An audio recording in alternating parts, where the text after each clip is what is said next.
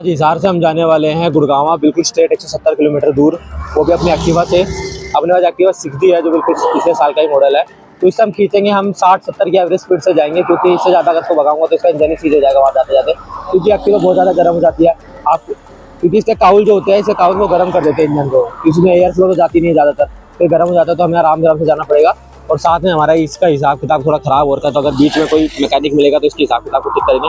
ये मिरर मैंने लगाया था अपने हाथ से, पर मेरे पास ना इसकी चाबी नहीं थी, जिसके कारण ये लग नहीं पाया अच्छे से। तो अब हम स्ट्रेट खींचने वाले 170 किलोमीटर।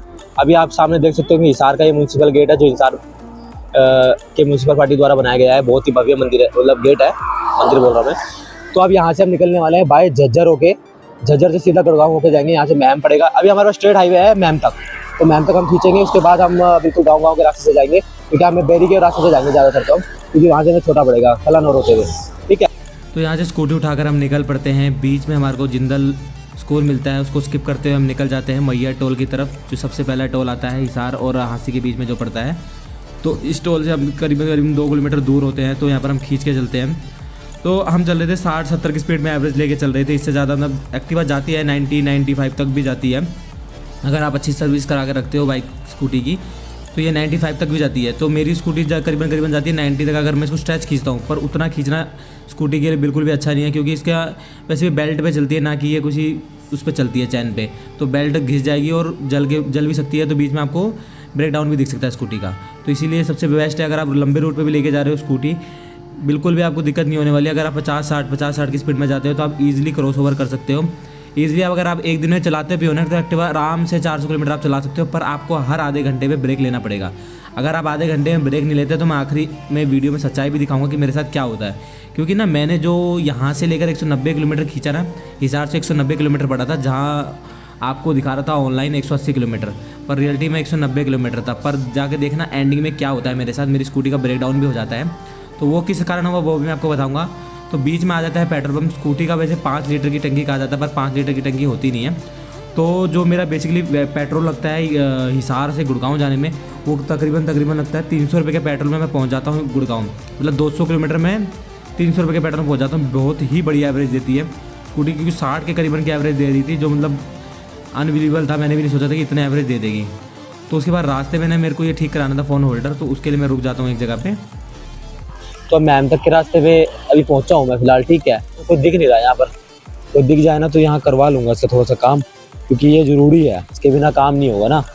इसके बिना दिक्कत आएगी रास्ते में बहुत ज़्यादा, क्योंकि अब यहाँ से सीधा अब थोड़ा सा रेस्ट देना भी एक्टिवा को बहुत ज़रूरी है। ठीक है, अब इंजन बहुत ज़्यादा गर्म हो गया होगा, इसका फटने भर का हो गया होगा, तो इसको थोड़ा रेस्ट दे देते हैं और हम भी थोड़ा नज़ारे ले लेते हैं और आराम कर लेते हैं, क्योंकि इतना लंबा स्ट्रेच लेके नहीं जा सकते आप एक्टिवा को, तो बिल्कुल नहीं ले जा सकते। हाँ, ये है कि एक्टिवा ना रास्ते में दम नहीं तोड़ेगी, बहुत ही बढ़िया चीज़ बना रखी है। और सबसे बढ़िया चीज़ है भाई, आजकल के टाइम में ना जुपिटर वगैरह जो भी लोग लेते हैं ना, ये मत लो भाई, डब्बा है गाड़ी। अब देखो मेरी गाड़ी है ना, एक्सीडेंट हो रखा है, फिर भी मैं इसको पीट के ठीक करवा चुका हूँ, और लगती भी नहीं कि एक्सीडेंटल हो गई। एक जगह डेंट दिख रहा होगा आपको सामने बिल्कुल, ठीक है, और मैंने सारे डेंट ठीक करवा लिए इसके।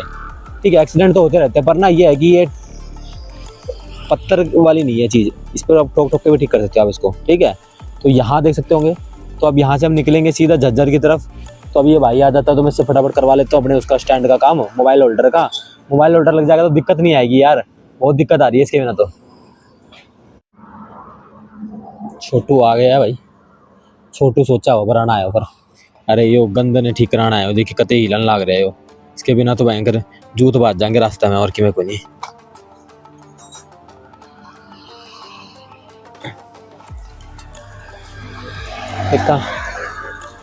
इसको सीधा कर दे यार, एक तो ये हिलन लग रहा है इसका, और ये फिर तो सेट हो जाएगा। पहली जगह तो काम नहीं बनता, दूसरी जगह रुकता हूँ। ये भाई बिल्कुल बढ़िया तरीके से मेरे को फ़ोन होल्डर लगा के दे देता है, जिससे मुझे बार बार मैप नहीं खींचना पड़ता रोक रोक के।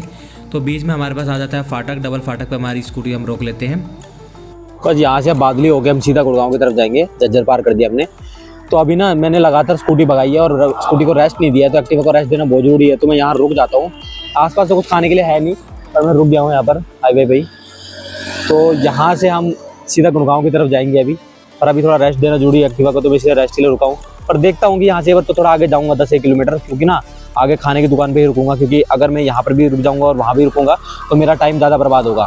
ठीक है, और ये वहाँ से मैंने जुड़वा दिया था, जैसे कि आगे वीडियो में दिखाया था, मैं वहाँ वॉइस ओवर नहीं कर पाया था, तो इसको मैंने अच्छे से लगवा लिया था। तो मैं इस पर सेट करके चल रहा हूँ। थोड़ा सा रॉन्ग रास्ता ले लिया था, क्योंकि मैंने कोई इतना एक्सपीरियंस नहीं है उसका, क्या कहते हैं अपने मैप का। उस मैप के चक्कर में मैंने कम से कम नहीं ले लिया 10 किलोमीटर मैंने फालतू चला लिया अभी यही झज्जर में, क्योंकि झज्जर में रॉन्ग साइड ले लिया। पता है क्या हुआ, बीच में कलानौर का मैंने ना वो डाल दिया था स्टॉप, तो कलानौर के स्टॉप के कारण वो बैक दोबारा कलानौर लेके जा रहा था मेरे को, क्योंकि जब तक कलानौर नहीं पहुंचेगा तब तक वो स्टॉप खत्म नहीं होगा। तो मैं कलानौर के बाहर से निकाल ली थी मैंने गाड़ी। तो यहाँ पर मैंने रोकी हुई है, गाड़ी को थोड़ा रेस्ट मिल चुका है, तो मैं भी निकलता हूँ यहाँ से और आगे की तरफ सफ़र करूँगा, उसके बाद ही चलेगी गाड़ी। ठीक है, चलो मैं आगे चलता हूँ। अभी किसी रेस्टोरेंट पर रुक के खाता पीता हूँ, उसके बाद ही वहीं रेस्ट दूंगा स्कूटी को। रेस्ट करने के लिए कहीं पर रुके हैं, तो यहीं पर दुकान से जूस वगैरह पियेंगे। ये जूस वगैरह की दुकान है यहाँ पर, यहीं से पीने के बाद ही चलेंगे आगे। ठेका तो हर जगह मिल जाता है भाई, कुछ हो या ना हो ठेका जरूर होता है हर जगह। ठीक है, अपनी एक्टिवा से आ गए हैं, बस 20 से 22 किलोमीटर दूर है गुड़गांव से। वहाँ से आए थे हम उसी एक्सप्रेस वे से पकड़ के। एक्सप्रेस वे तो क्या है, मतलब नॉर्मल हाईवे है, बहुत ज़्यादा भी जाएगा। तो यहीं से ले लेते हैं कुछ खाने पीने के लिए और आगे की तरफ चलते हैं। अब 20 मिनट रुकेंगे यहाँ पर, क्योंकि रेस्ट देना बहुत जरूरी है भाई स्कूटी को। 3.5 घंटे से ऊपर में मैंने टेक दिया गुड़गांव। 170 किलोमीटर मेरे को स्कूटी पे लगे, तकरीबन 3.5 घंटे से ऊपर लग गया।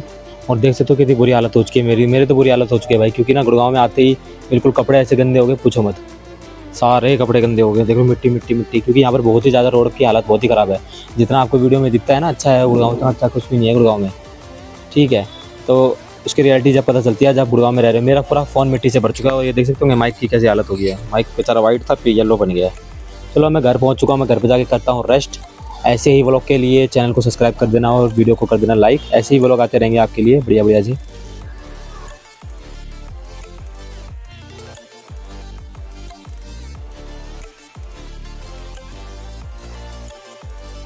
जैसे कि आपने पिछली क्लिप में देखा होगा कि मेरे को अपनी स्कूटी का काम करवाना पड़ा, क्योंकि मैंने जो थे ना ओवर कमिट कर दिया। मैं आपको पहले बता दूँ, अगर आप लंबे टूर पे जाते हो तो अपनी स्कूटी का मेंटेनेंस करके चले, क्योंकि मैंने मेंटेनेंस नहीं कर रखा था। मेरे 3000 किलोमीटर चल चुकी थी सर्विस के बाद, पर मुझे पता था कि इतनी चल जाएगी और कोई दिक्कत नहीं आएगी। पर मैंने ओवर कमिट वहाँ कर दिया जहाँ पर मैंने इसको 60, 70, 80 तक मैं इसको लेके गया। ऐसा नहीं है कि मैंने इसको फुल स्पीड में नहीं भगाया, 80, 85 तक भी मैं इसको लेके गया हूँ। पर मैं ये नहीं है कि कॉन्स्टेंट 80, 85 में लेके गया हूँ, क्योंकि अगर मैं कॉन्स्टेंट ले जाता तो अभी तक इसका इंजन बोल जाता। ठीक है, इसका इंजन कुछ नहीं बोला, इसका ना सर्विस आ गई थी, क्योंकि इसने साउंड चेंज हो गया था। इसका फिल्टर बुरी तरह, इसकी हालत फिल्टर की बहुत ही बुरी हालत हो गई थी। मैं दिखा नहीं पाया वीडियो के अंदर, क्योंकि फिल्टर बुरी तरह फट चुका था। इसी कारण वो स्कूटी आवाज़ करने लगी। तो मुझे उसको ना, मेरे को लग गया डर कि कहीं इंजन में तो दिक्कत नहीं आ गई, कहीं बेल्ट तो कट नहीं गई।